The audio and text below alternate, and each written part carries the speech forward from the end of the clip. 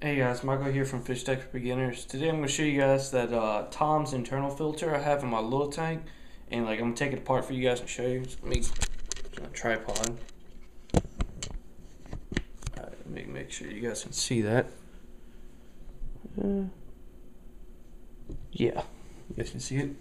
Alright, well I haven't taken it completely apart because I was cleaning it, but here, this is the top piece. It's the pump. It basically just has 3 suction cups on there. This is where the propeller motor thing goes. I think it's called propeller. But basically, it's just a magnet that just sits on this little rod, and you should just about every couple months just take this out, just wipe it off. It's gonna get covered in gunk and all kinds of stuff. But it's just a magnet, so it just sits right in there. And you just pull it out with no problem. Just a pair of tweezers, it pulls it out. It doesn't click or anything, it's just a magnet. Well, and then this, over on the top of it, has this little cover. It basically just is a channel that pulls the water and makes it go this way.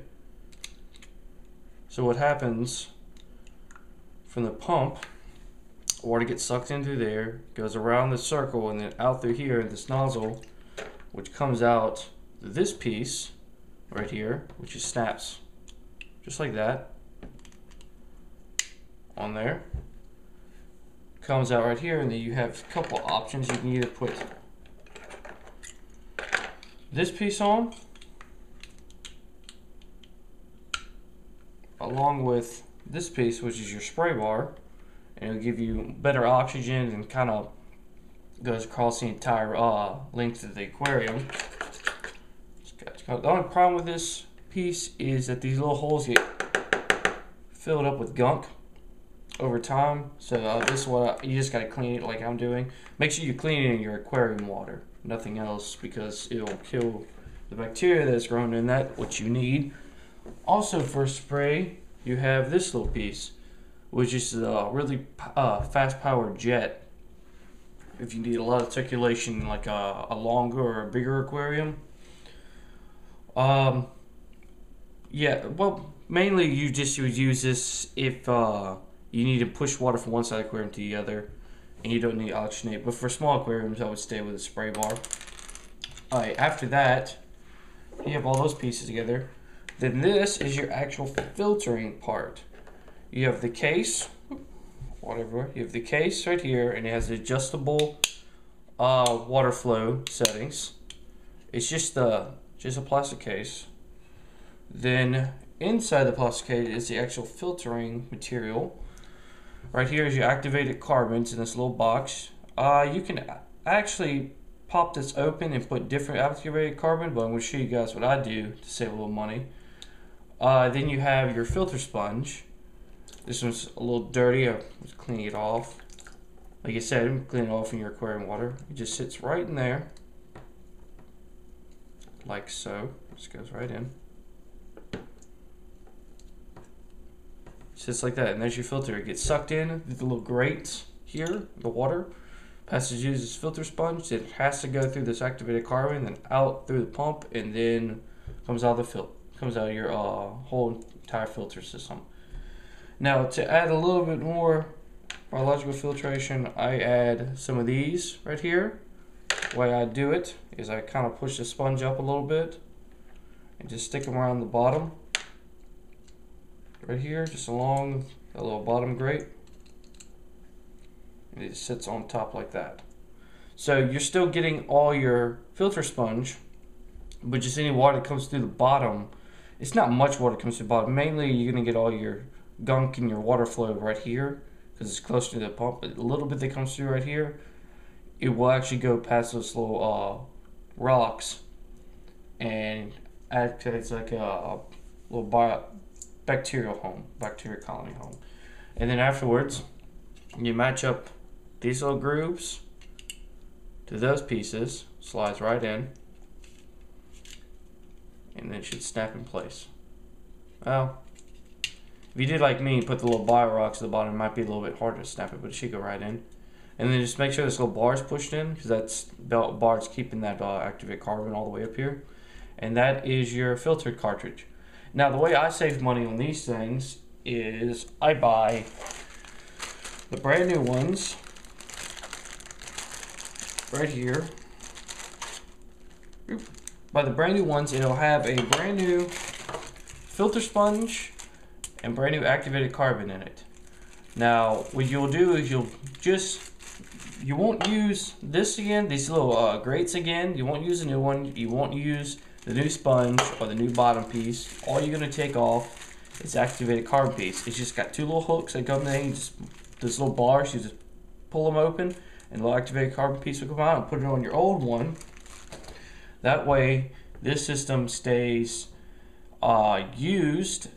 The sponge can just be washing that in your aquarium water, like in a bucket or a bowl or something like that, to clean it off to where it can still filter, but it still have the bacteria in it.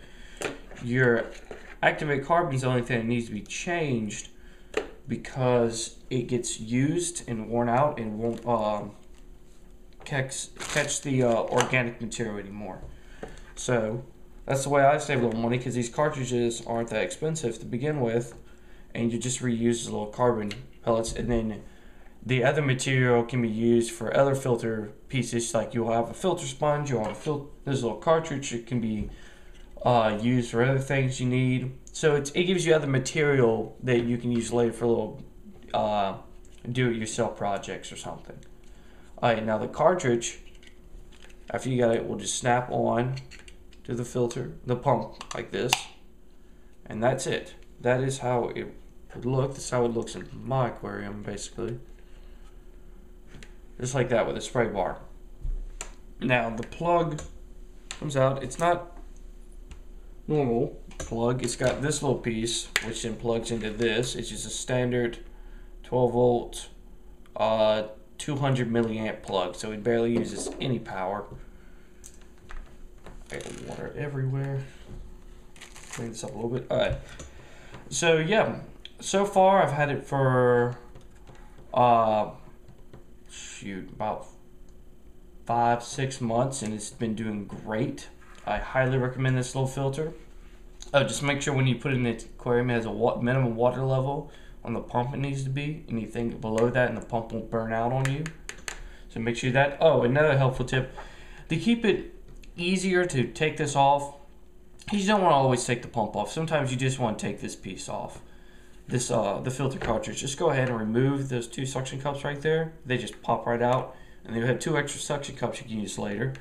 Because what it does is that will actually suction cup to the wall, and then to get that off, you have to break these suction cups, and they're really tough. They hold really well, but when you need to get them off, they can be a pain. So you'll be fighting in your aquarium to get them out. So this way, all I gotta do is pop it off that, and it comes right out. Much, much easier than having the suction cups on there. But other than that, yeah, I've had no problems with this filter. It's been filtering great. It hasn't, my aquarium's been nice and clean. It's been catching all the bacteria. Like, before the video, I just cleaned the filter sponge, and it was disgusting, which means it's working. So, yeah, if you guys are looking for a small aquarium for a little filter, guys up. You guys are looking for a small aquarium for a little, small filter for a little aquarium, I'd recommend picking this up. So yeah, you can find these at PetSmart. Maybe Petco has them, or Petco might have their own brand of something similar to that. I know Amazon has it. So yeah, and it's not expensive at all. I think I paid $15 to $18 for it. So for an internal filter, it's pretty cheap. So if you guys have any questions, just write a comment and I'll get back to you. Or if you guys buy this filter and you like something about it, or you don't like something about it, or you find something else about it, as you said, I say again, please leave a comment, and don't forget to subscribe. See you guys later.